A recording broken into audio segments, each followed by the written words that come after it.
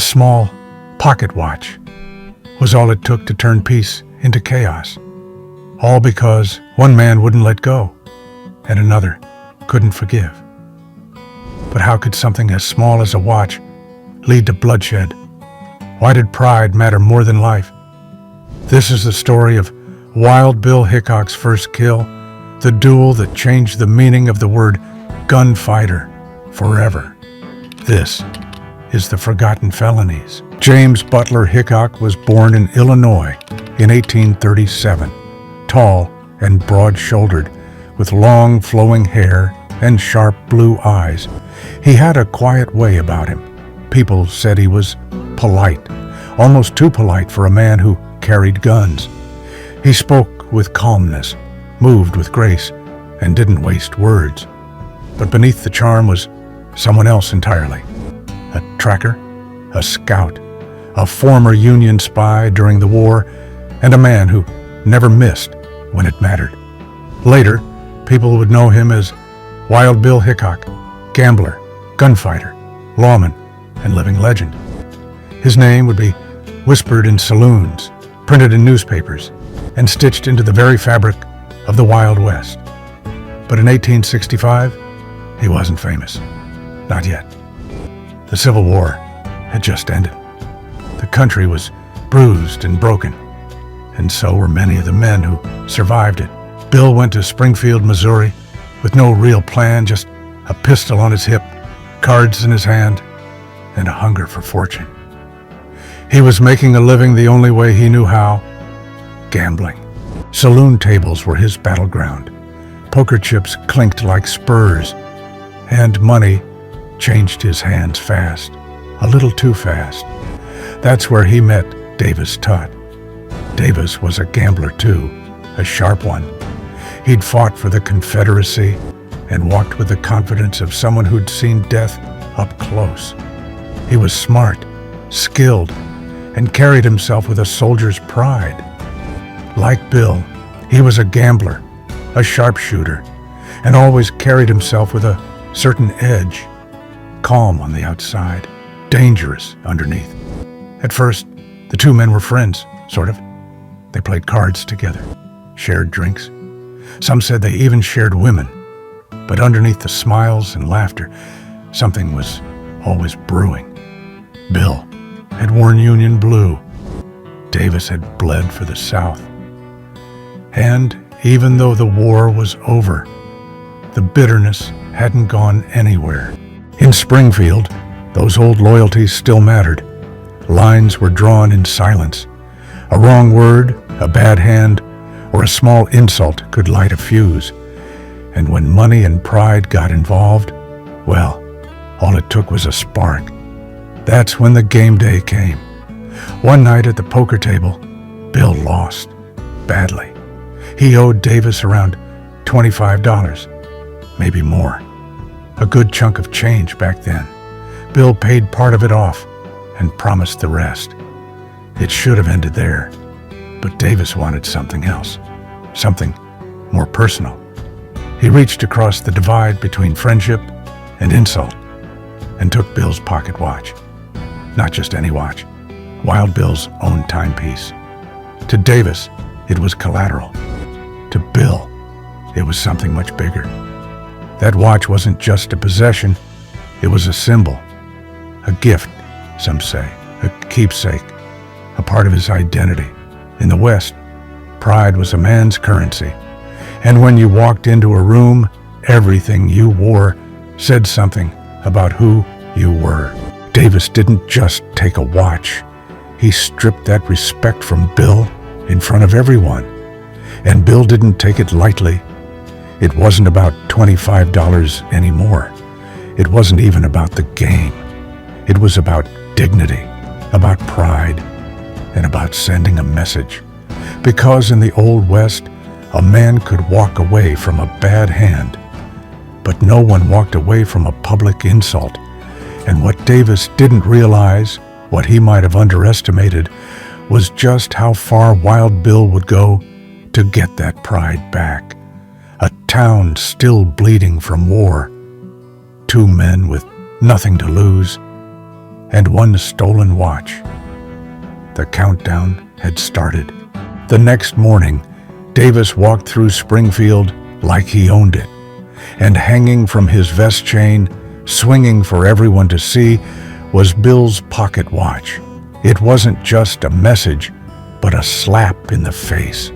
Davis wanted the town to see it, to feel it, that he had something that belonged to Wild Bill, that he could take it and nothing would happen. Bill told Davis plainly, cold and clear, to not parade that watch in public or there'll be hell to pay. But Davis didn't back down. He kept wearing the watch, kept showing it off. And on the evening of July 21st, 1865, it all came to a head. The summer air was hot and heavy as the sun started sinking behind the buildings. At exactly 6 p.m., the town square in Springfield stood still. No carriages moved. No children played. Doors were left half open, and curtains were drawn, just enough to see through. Men stood on porches, holding their breath. Women peeked from second-story windows. Everyone knew something was about to go down. From one side of the square, Bill stood tall, his right hand resting casually on the butt of his pistol. From the other side, Davis appeared, stepping out from behind a tree, his own hand near his hip. They were facing each other across 75 yards of open dust. That's the length of a city block.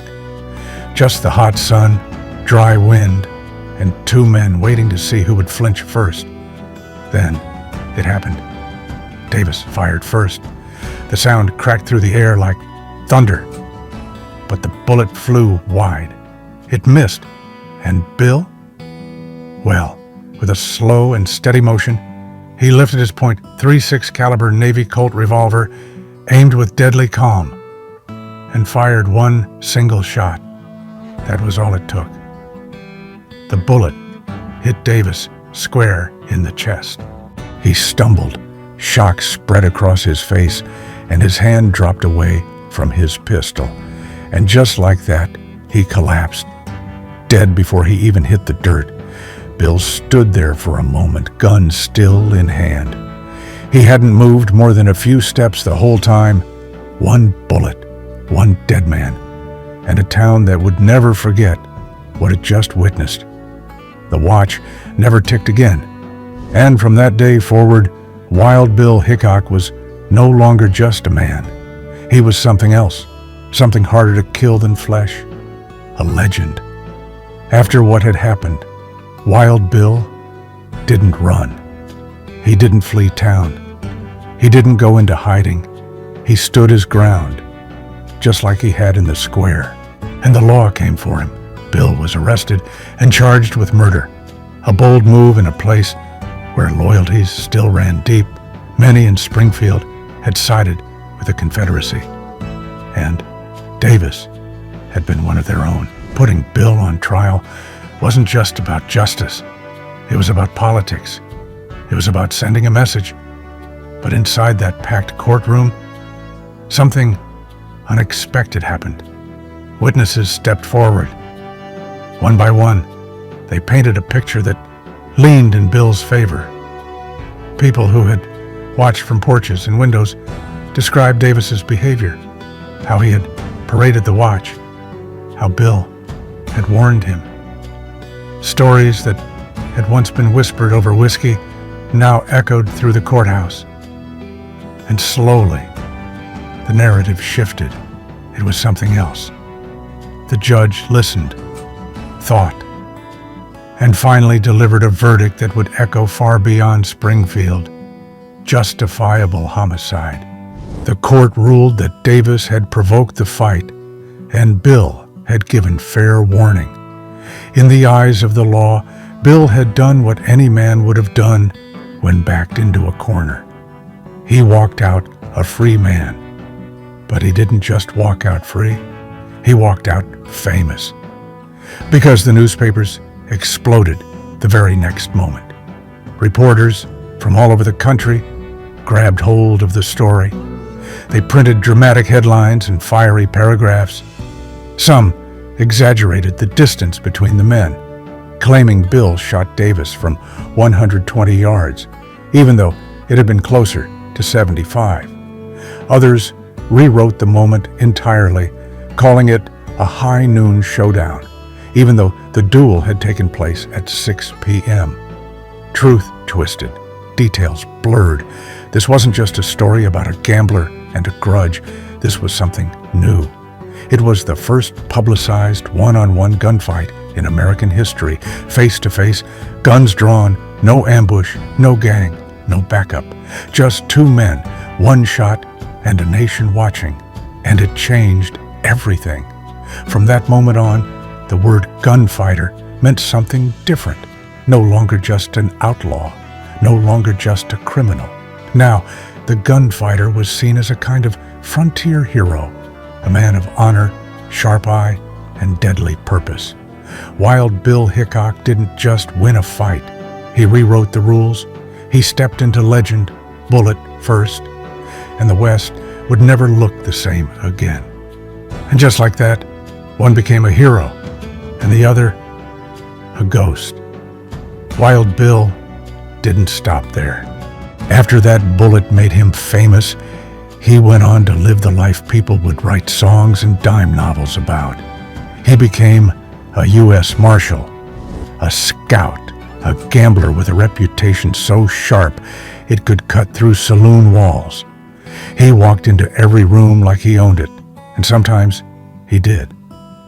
But Davis, he faded into history, a name on a newspaper page, a story people half remembered, the man who crossed the wrong gun at the wrong time, all over a watch. And yet, that single moment, those few seconds in the summer dust, created something bigger than either of them, because that's how the myth of the American gunfighter really began. Think this was just the beginning? Oh, it was.